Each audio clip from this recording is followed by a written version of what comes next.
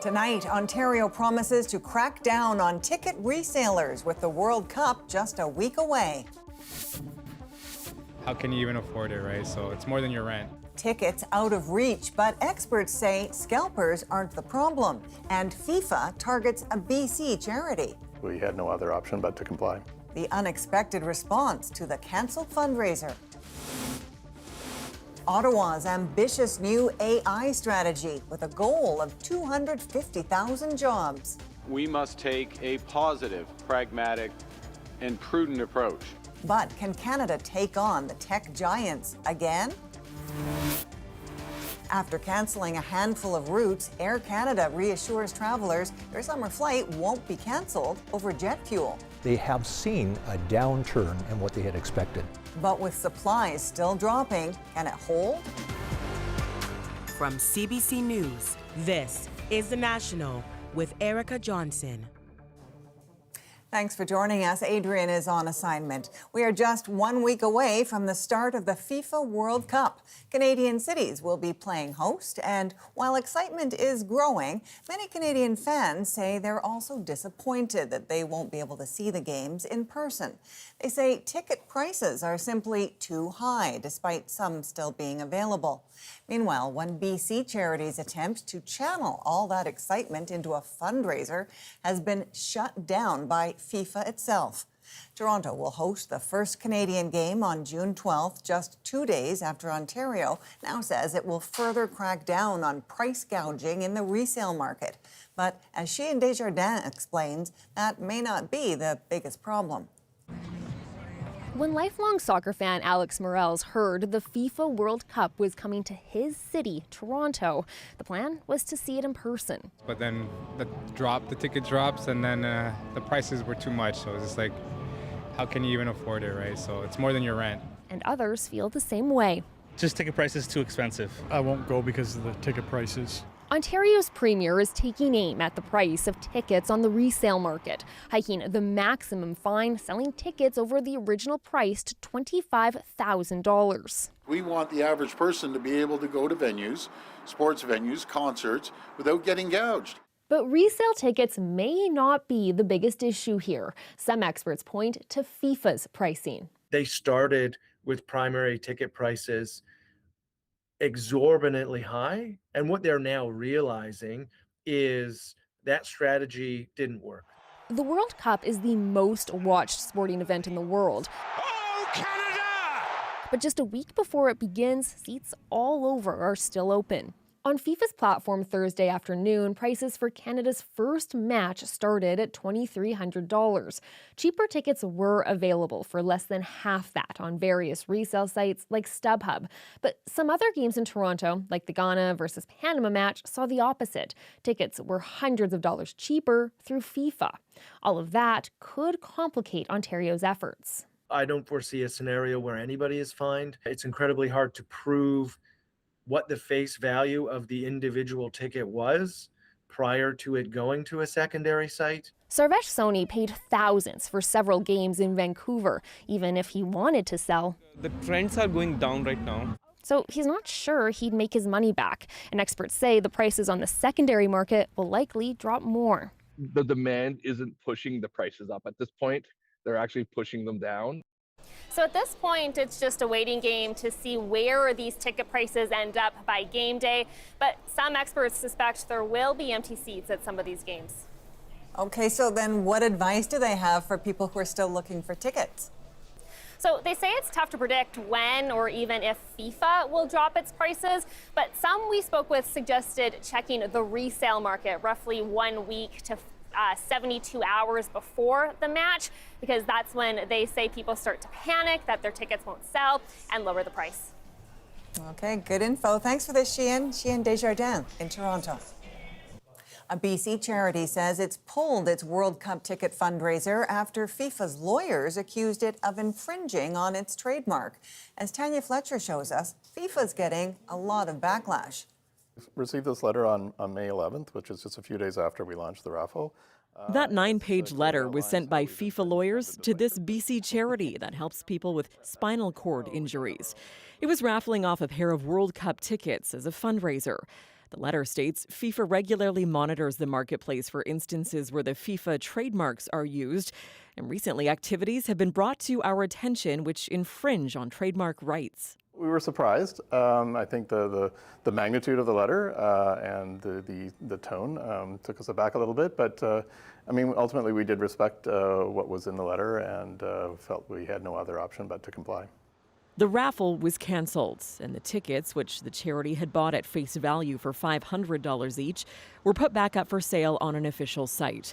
In a statement, FIFA says tickets may not be used for any advertising, promotional, or competition purposes, including raffles, sweepstakes, or similar activities without FIFA's prior written consent. Initially, the charity had hoped the ticket raffle would raise about $5,000, but backlash over that FIFA letter has already brought in that much and more. Even in the last half a day or so, we've received over 50 donations from people who have never donated to us before, but very supportive of us, and I think with a lot of negative sentiment toward FIFA. It's a terrible message for FIFA to be sending. This author and former professional soccer player says it's a cautionary tale that fits within FIFA's overall approach of maximizing World Cup profits. I think this example points toward a bigger problem with FIFA, that it looks out for itself and it doesn't look out for the everyday fan. And for the charity, it says FIFA has really missed the mark on the intent and the spirit of the beautiful game. Tanya Fletcher, CBC News, Vancouver. Fans and politicians alike are pushing back on another FIFA move, too, banning spectators from bringing their own water bottles into stadiums. FIFA's rules previously stated transparent, reusable bottles up to 1 liter were allowed. But the latest ones say reusable water bottles cannot be brought into stadiums. It says it made the move to, quote, prevent risk and injury to players and attendees.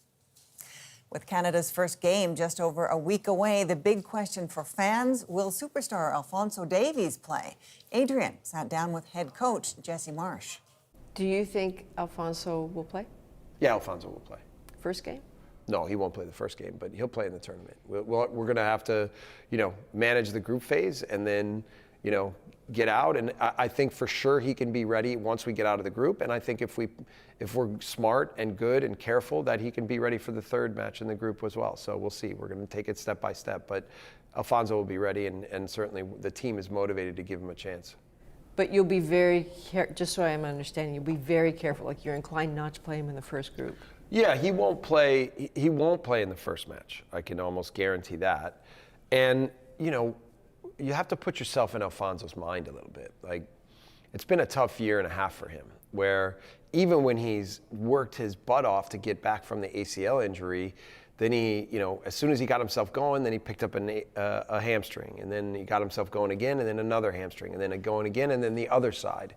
So he's at a little bit of a point where he's learning how to trust his body and not feel like he's setting himself up to fail. And I've said from the beginning, like, look, we're going to work really hard and diligently to set you up to succeed.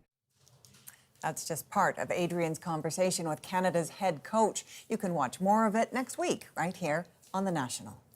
A First Nations Grand Chief has penned an open letter to Alberta Premier Danielle Smith calling for her to stop this fall's referendum question on separation. He says communities aren't ruling out acts of civil disobedience.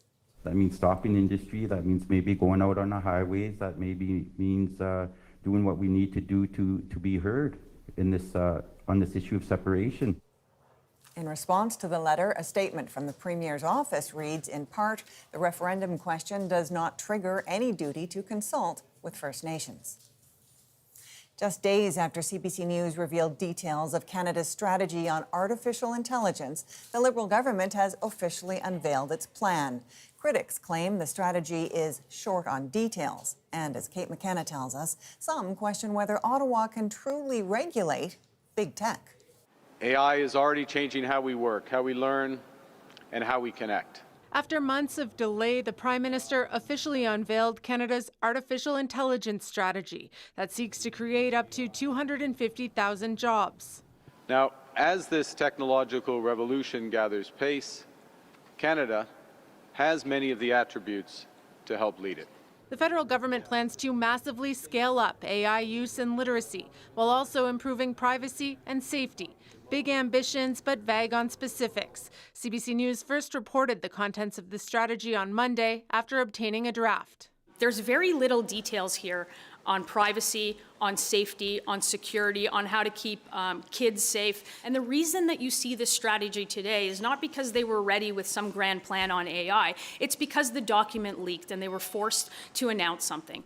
The federal government also plans to build a way to keep data in Canada, reducing reliance on big foreign companies. On a list of foreign trade barriers, the U.S. identified Canada's Sovereign Cloud Initiative as a problem. We want to make sure that we have an opportunity to be in control of our own destiny, and to the extent that sovereignty and AI is going to be part of that conversation, know that it's going to be the interests of Canadians, not exclusively potential trade irritants, that's going to dictate Canadian policy. Ottawa will also try to force companies to watermark AI-generated content, but past federal efforts to regulate tech giants have failed. What I want to see is the government demonstrate it has the regulatory capacity to deal with some of the large tech firms that we're ultimately talking about. We're talking about OpenAI, we're talking about Meta. These are some of the same firms that the government has historically struggled to regulate in the past. For this plan to work, Canadians will have to buy in, and a global trust study found that people in this country are cautious when it comes to AI.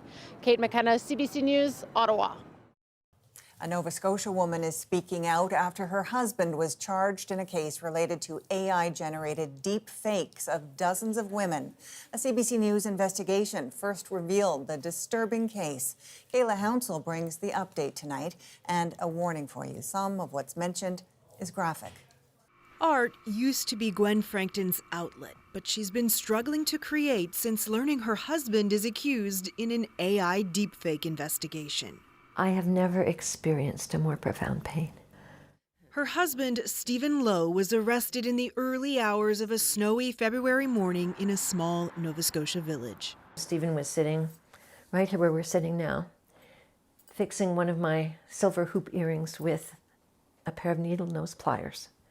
And there was a rap on the door. Lowe is facing 79 charges, including harassment, uttering threats, possessing and publishing obscene material, and child sexual abuse material. The allegations have not been proven in court. CBC News has spoken with 10 women in Nova Scotia, Ontario, and Nunavut who say their photos were manipulated into violent imagery, including rape and torture. We are now in excess of 50 victims in this particular case. Frankton says she is speaking out to support the women in this case and to call for tougher laws to prosecute the kind of behavior of which her estranged husband stands accused. That was one of the challenges that the investigators face is there's not a particular offense that identifies this type of behavior in the Criminal Code of Canada. 79 charges with an uncertain outcome through the trial. The Protecting Victims Act, known as Bill C-16, would criminalize the sharing of deepfakes. We can't afford a months-long delay to have these protections benefit victims. When the police are asking for it in the news, I really hope that anybody who can and is in a position to make this bill become law will do that and not use it as a place for adversarial politicking. This one is so important. Frankton insists there were no signs of her husband's alleged behavior. She's filing for divorce. Kayla Hounsell, CBC News, Maitland, Nova Scotia. A BC man who killed his 3 young children 18 years ago has been granted a conditional discharge. Alan Schoenborn was found not criminally responsible for the first-degree murders of the kids aged 5, 8, and 10. He'll now have to report to a psychiatric clinic and live under supervision. If ordered to, Schoenborn will be forced to return to a psychiatric hospital. Donald Trump is lashing out at 4 Republicans who joined Democrats on a vote to halt military action against Iran. As Paul Hunter explains, it's the latest in a wave of recent political setbacks for the U.S. president. There is Trump derangement syndrome, but for U.S. President Donald Trump, the list of setbacks grows. His name added to the Kennedy Center, turned back by a court ruling last month, and now the place has ordered Trump's name removed. The giant ballroom under construction on the White House grounds still facing legal challenges even as work continues. On this vote, the yeas are 215 and the nays are 208. And that vote this week on Capitol Hill, a rebuke of the U.S. president from Republican lawmakers, siding with Democrats against Trump, trying to force an end to the U.S. war on Iran. Just 4 Republicans, but enough to pass the resolution, even if there's no real chance of it actually coming into effect. One underlying message, even some in Trump's own party are now unafraid to vote against the president. Congress alone declares war. That's something that we have to be, certainly protective of. You either follow the law or you change the law. You can't violate the law. That's not an option. Trump himself quickly lashed out at them, labeling the 4 grandstanders who should be ashamed of themselves. The resistance, unusual for Trump, whose party has been seemingly in lockstep with whatever he did. And the list goes on. In the past couple of weeks, strong Republican pushback against the Trump-approved fund that could have sent payments to Capitol Hill rioters, a plan now abandoned after a court questioned it. All of it leaving Republicans increasingly worried Trump's actions will bring his party major losses in the coming midterm elections. The higher energy prices from that war in Iran making it deeply unpopular among voters. Does Trump feel added pressure to end the war as a result? On that, he said, He's got the midterms. I don't care about the midterms. After that comment, Trump allies underlined he is absolutely focused on the midterms as they now draw ever closer. Paul Hunter, CBC News, Washington. Shocking new surveillance footage shows the moment Iranian drones slammed into Kuwait International Airport Wednesday. Kuwait's military says the strike killed at least 1 person and injured more than 60 others.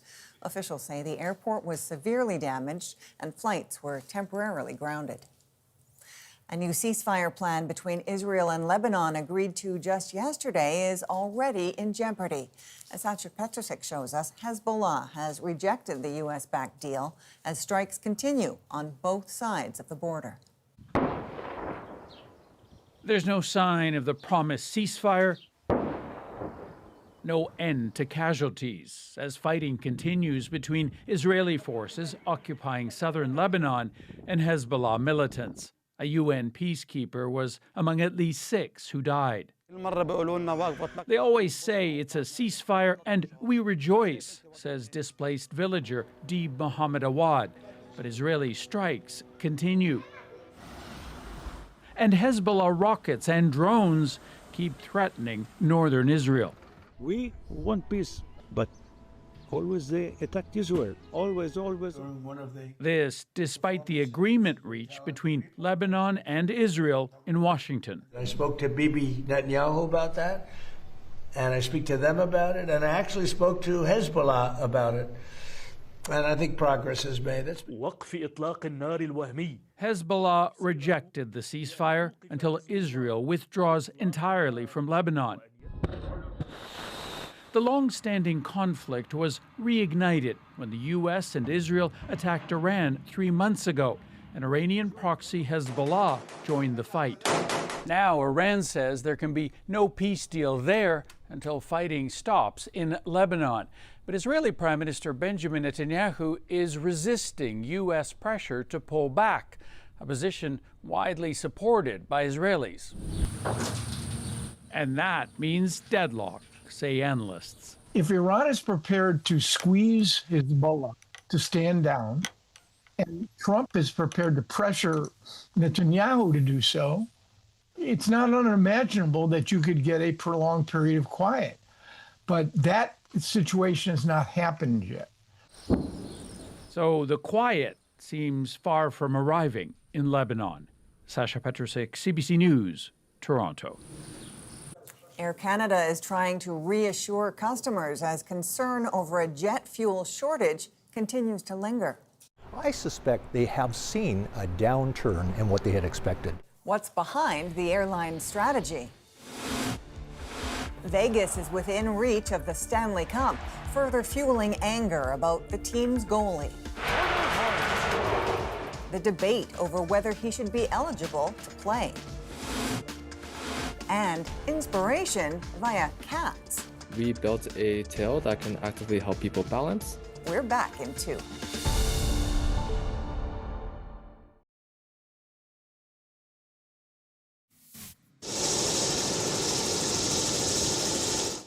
A rare Mount Everest survival story is playing out in Nepal. That is a Nepali climbing guide arriving at hospital 6 days after he was last seen alive. The 52-year-old, known as Dawa Sherpa, was presumed dead after he went missing between two camps.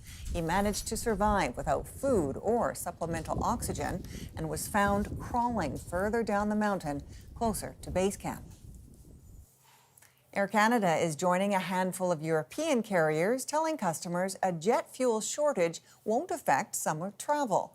As Anis Hidari shows, despite ongoing energy issues, the airline is urging Canadians not to be concerned. Jet fuel shortage? Air Canada says don't worry about it. More than a month after the International Energy Authority warned Europe could run out, Air Canada emailed customers to say there is no fuel shortage affecting our operations, including across Europe. You as a customer better be alert. Trying to assure customers everything is fine surprised this industry expert. I have never seen an air carrier come out, particularly at the start of the busiest season, and say, don't worry about fuel. I suspect part of the reason they're coming out with this message right now is they have seen a downturn in what they had expected. The airline told CBC News demand is still strong for Europe. German giant Lufthansa also said it's confident there's enough fuel for the summer. And Ryanair, which carries the most passengers in Europe, told investors there are almost zero concerns over fuel supply. After shipping through the Strait of Hormuz stalled and squeezed fuel supplies, producers in the U.S. and Africa increased jet fuel output. So prices dropped substantially over the last month, though still higher than before the war with Iran. Supplies are dropping. Fuel experts say this can't hold. When those inventories start getting to really critically low levels, that's when there is perhaps the aha moment. And when we get that, it's going to be too late, and we really could see prices ripping higher from here. Air Canada told CBC News, despite an unpredictable situation, it doesn't expect to change contingency plans. And this expert says it'll probably be okay this summer. If the fuel becomes any kind of an issue, well, the Air Canada planes will get filled first. That doesn't mean the skies are clear. Both Canadian and American airlines might have enough fuel, but as costs stay high, less profitable routes are still getting canceled. Anis Hidari, CBC News, Calgary. Controversy is reaching new heights as Hart continues his run in the Stanley Cup playoffs. It's about more than just being found not guilty in a criminal trial. It's about, are you a good role model? Why some say the NHL needs to rethink its rules. After the break, Rosie is here with At Issue. Hi, Erica. Tonight, we're going to talk about Canada entering a technical recession and how the Prime Minister is responding. Will the Prime Minister tell us whether we are in a recession or a technical recession? Mr. Speaker, what this government is doing is putting in place the foundations of an economy. So how is this battle over the state of the economy resonating with Canadians? Chantal, Althea, and Andrew join me to talk about that and more.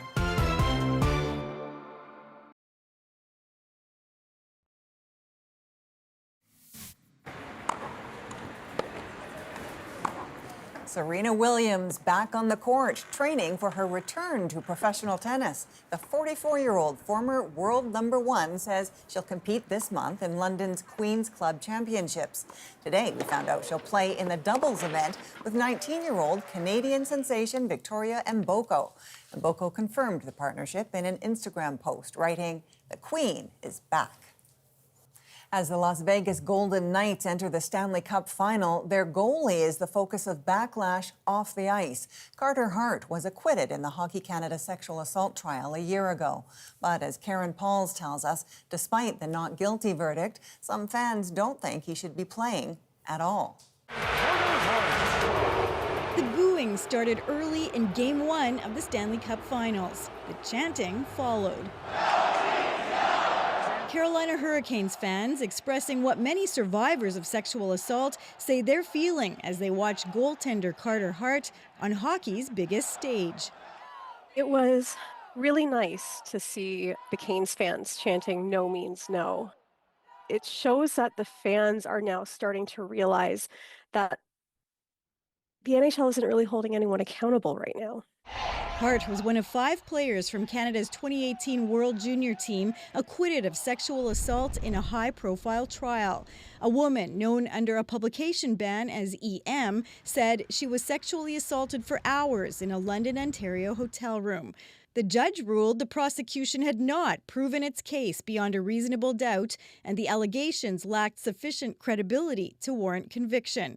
When the league cleared them to play, Vegas signed Hart to a 2-year, $4 million contract. Fans, by and large, want to see their team win, and I think a lot of them rationalize it. Well, they're happy he's playing well, but there are a lot of fans too that probably may take Hart's side, and you could say, well, the courts didn't find him guilty, so why should I blame him? But for some, it's about more than the verdict. This law professor, one of many writing about the case, argues the NHL should hold players to a higher standard. Do we need a stricter morals clause or something in our contracts? Because again, it's about more than just being found not guilty in a criminal trial. It's about, are you a good role model? While the debate follows Hart off the ice, his success on it has been undeniable. With his team pushing hard for the Stanley Cup, Hart is in the running for the Conn Smythe Trophy, awarded to the team's playoff MVP. But he's also a lightning rod for controversy. Karen Pauls, CBC News, Winnipeg. Now it's time for the breakdown, and tonight, Rosie's here with At Issue. At issue, economic slowdown. Pierre Poilievre is accusing the Prime Minister of dodging questions on Canada's technical recession. He can't even bring himself to utter the word recession, even though the textbook definition tells us that he's the only Prime Minister, the only leader in the G20 who's created one. So will he stand in the House and answer the question, are we in a recession or a technical recession? Mr. Speaker, we are in an economy that is fundamentally being transformed by a government that has a plan to create a stronger, more independent, more resilient economy. So what's to be made of the state of the economy, and is this the start of a bigger slowdown? I'm Rosemary Barton, here to break it all down tonight. Chantal Hébert, Andrew Coyne, Althea Raj. I polled the panel before we began, and Andrew pulled the straw to start first. I mean, there's a couple issues around sort of the state of the economy, the conversation around what's happening to the Canadian economy, and then sort of the political consequences of that. And as Pierre Poilievre tries to make it a point of vulnerability for the Prime Minister. But maybe we'll start on the state of the economy, Andrew, and what you make of the way the Conservatives are framing it. Well, this is a regular and extremely silly ritual in Canadian politics. We do it whatever party is in power, whether it's the Liberals in power and the Conservatives in opposition, or the Conservatives in power and the Liberals in the opposition. And that's the race to be the first to say the R word, to invoke the dire threat of a recession. Why is it silly? Well, in the first place, we don't all turn into pumpkins if we slip from 0.1% plus on the plus side to 0.1% on the negative side. The severity, if you get into a really severe recession, that's one thing. But simply talking about because we happen to produce a couple of quarters of negative growth imperceptibly in the case of the first quarter of 2026 is awfully silly. It's also silly because governments really don't have a lot of control over the economy in the short run. They like to pretend they do, and oppositions like to pretend they do, because the government wants to claim credit in good times and the opposition wants to blame them in bad times. What really matters, and what governments should be held to account for, is long-run growth. It's not that we slip into negative growth for a couple of quarters. It's that quarter after quarter, year after year, the economy of Canada turns in these glacially slow growth records where we're growing at maybe 1.5%, 1.7% per year, when we used to grow at 4% or 5% growth per year after inflation in the 50s and 60s. So that's what we really have to focus on. You can blame both governments of Liberal and Conservative over the last few decades for this problem. Maybe some have caused more damage than others. I think you could say that the Justin Trudeau government probably did more damage to the economy than the Stephen Harper government, but neither of them did much to improve it. And the Carney government certainly doesn't seem to be doing have much in the way of new ideas to really get that growth rate, that long-run growth rate, going up at a better clip, and that should really be the focus. What did you make of the way the Prime Minister responded to this, Chantal, given that obviously the economy it's kind of his thing, for lack of a better word, so he does have to show that the economy is performing? Yes, but he is also the prime minister and a politician and not the economist in chief of Canada, because if he were, he would have said everything that Andrew said, then would have been right on everything that Andrew said. So what Pierre Poilievre wanted was for the prime minister to mouth the word recession. It's kind of a game rather than something that addresses the substance, and that didn't happen. And Andrew is totally right on growth, but we are still, apparently by independent analysis, growing more than most of our partners, which tells you something about the state of the world. Now, why I politically wouldn't have gone where Pierre Poilievre has gone is because the difference is so minute that what is he going to say if a month from now we're not in a technical recession? Is he going to say, oh, the recession is over, it's great? So I would have kept my powder dry. Why? Because I think it's totally possible that things will get worse. But I also think most Canadians do not believe they're going to get worse because of current Carney policies, but because of what's ongoing with the U.S. But still, if you're going to do that, why not keep it to the fall and see what happens then? Because what do you say if there's a correction on those numbers? Yeah, I mean, it does feel like the Conservatives are sort of trying to get traction on any kind of issue, and maybe it's this one, or maybe they've started too soon. Althea, what did you make of how the Prime Minister explained the state of the economy in response to Pierre Poilievre? Well, the government's line is basically that the Conservatives are talking down the Canadian economy, and I think that's probably a good political line because it harkens back to the arguments from last spring in terms of Pierre Poilievre's kind of negative slant to, like, I don't want to say bashing Canada, but the, like, Canada's broken. I think, like, that's what it's hearkening to. And obviously Donald Trump and national unity. And so, like, it's a good political line. I do think Chantal is right. I think the Conservatives are struggling to find a narrative that sticks. I mean, the Prime Minister in the Leger poll this week was at 50% nationally. The Nanos poll is a little less rosy, but it's still, like, they're still way ahead. And the Conservatives, you know, Pierre Poilievre has his own problems.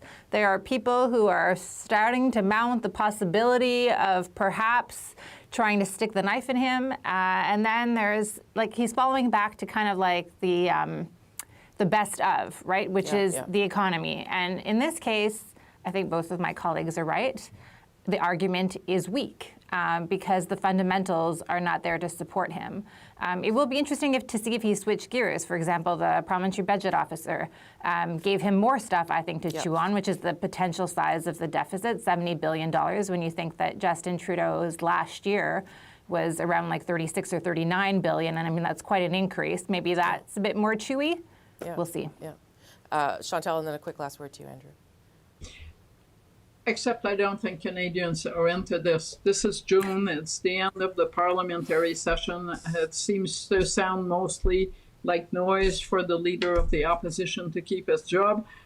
September, October, November, much more significant. What has happened to Kuzma, what will happen in Alberta, the Quebec election. But at this time, it feels like treading water and trying to get, you know, some kick out of treading that water.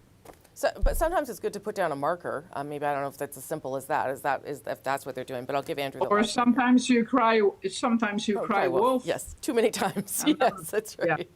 Yeah, Andrew, last word to you. Well, I want to pick up on a line Chantal said that it's going to get worse. It could get worse, and probably is going to get worse. If we get into a Kuzma situation where it's neither renewed nor abolished, but we just get into annual reviews of it for the next 10 years. That is deadly for certainty that businesses need to invest. That could certainly harm the thing, and so could obviously a secession referendum. Where the short-term and the long-term connect is, we need to get measures that make us such a competitive place to invest, such a low-cost, low-tax jurisdiction to invest in, that people will be willing to invest here even in the face of Donald Trump's tariffs.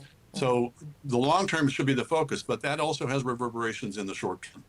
Okay, we're going to leave this topic there. Thank you for that. When we come back, we'll take a look at the state of those U.S. trade talks and suggestions of more concessions to the United States. Is that another concession to the U.S. and It is another step to reinforce affordability for Canadians. So where do things stand after Minister LeBlanc's trip to Washington? Are those changes now that the government is ordering the CRTC to do on streaming charges a concession? That's next.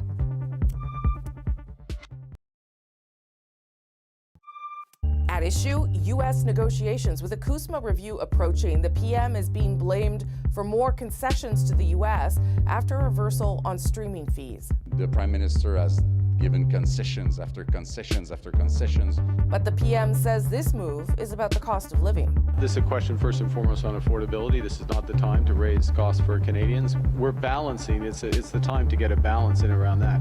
You know, CRTC, obviously we disagree with, we take issue with the impact of the decision.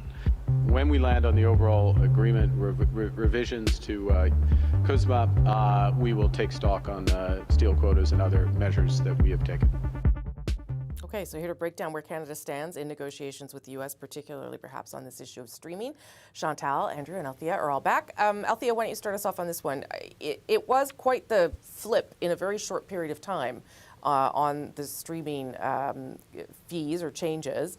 The Prime Minister trying to make it about affordability, but definitely something that the United States and those big players were watching too. It's a concession. I don't think there's any other way to view it.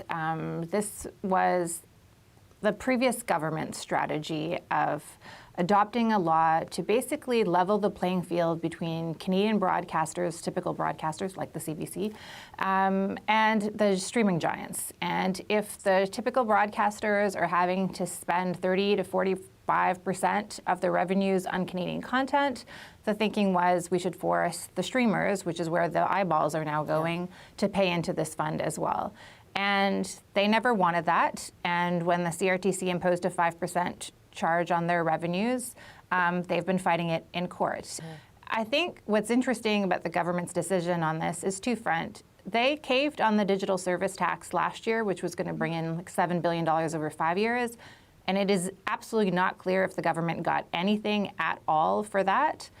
So what are they trying to do? Is this a way of trying to get to the negotiating table? Because that's what the Americans basically suggested.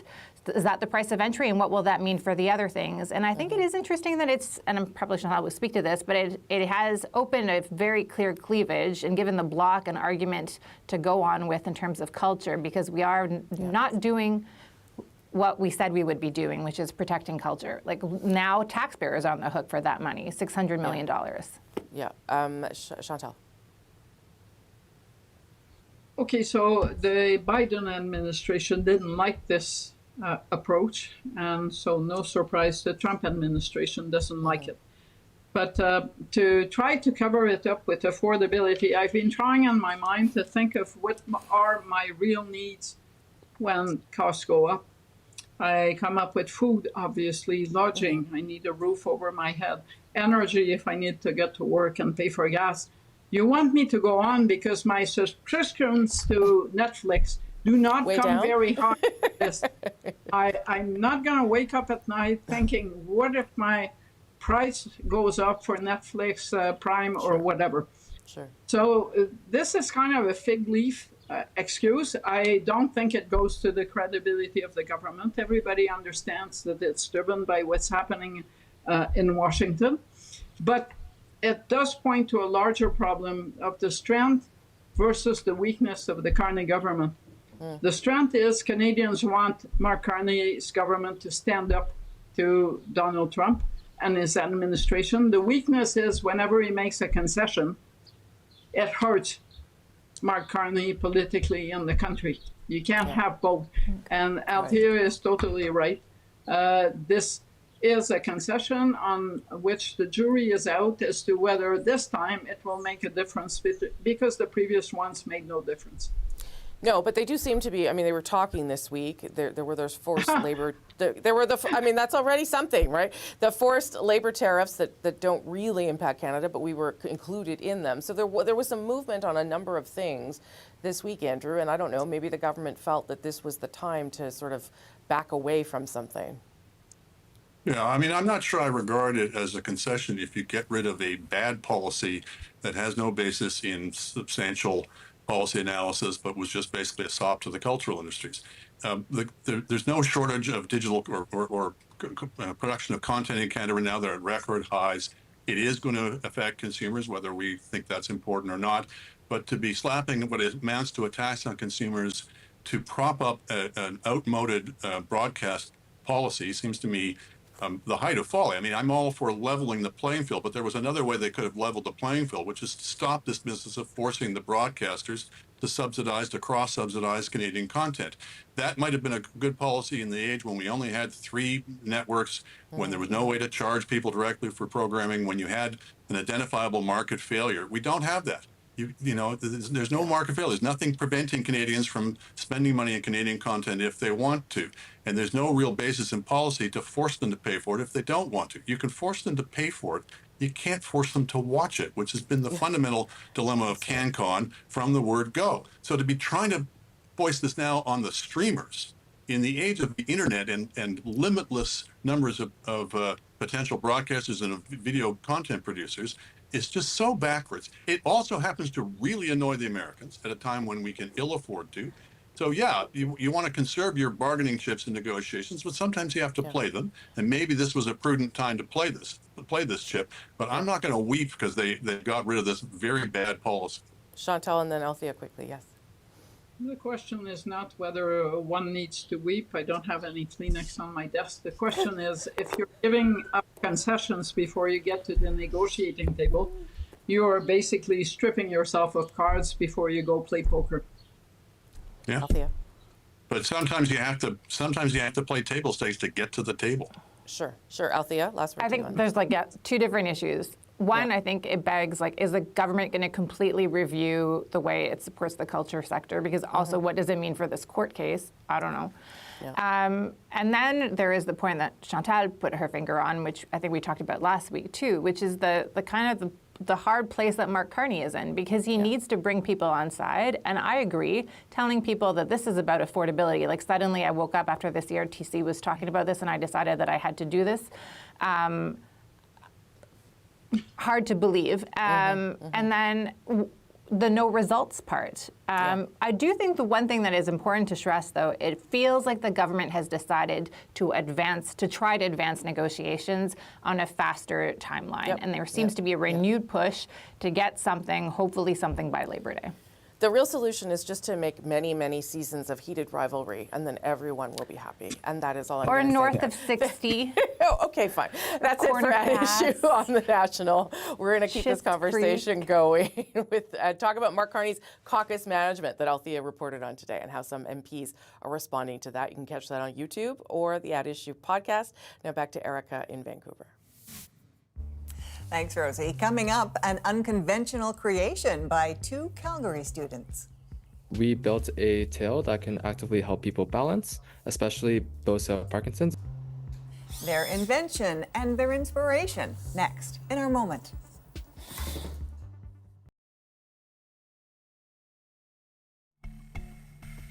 You're looking at grade 12 students Alan Guo Lu and Lutong Shi. They're standing beside their creation, a wearable tail that helps people balance. The tail is tailored for people with Parkinson's disease. And after about 3 months of planning, building, and testing, their idea came to life. So now that invention makes our moment. We built a tail that can actively help people balance, especially those who have Parkinson's. It helps them be more natural and walk independently. Most patients get injured from Parkinson's not because of the disease itself, but often due to falls and injuries from that. Both of us have visited senior homes around Calgary, and we've seen a lot of Parkinson's patients who have very similar modes of balance. As well, I also own a cat, and one of the ways that they balance is through the tail. What the tail does is it applies a force in the opposite direction of the movement in order to balance the person. All the tail segments themselves were 3D printed, and then we assembled them using various other materials. entire idea of biomimicry and how we can sort of adapt the tail but for human purposes. We really, really hope that it can be developed in the future and so that more people who need it can access it. So creative. So these two friends entered their project in the Calgary Youth Science Fair. Then they moved on to the Canada-wide Science Fair and they won gold. But they say the best part of all of this, all the materials needed for that tail only cost $100. So it will be accessible and affordable when they hopefully roll it out one day. From all of us at The National, thank you for being with us. I'm Erica Johnson in Vancouver. Take care.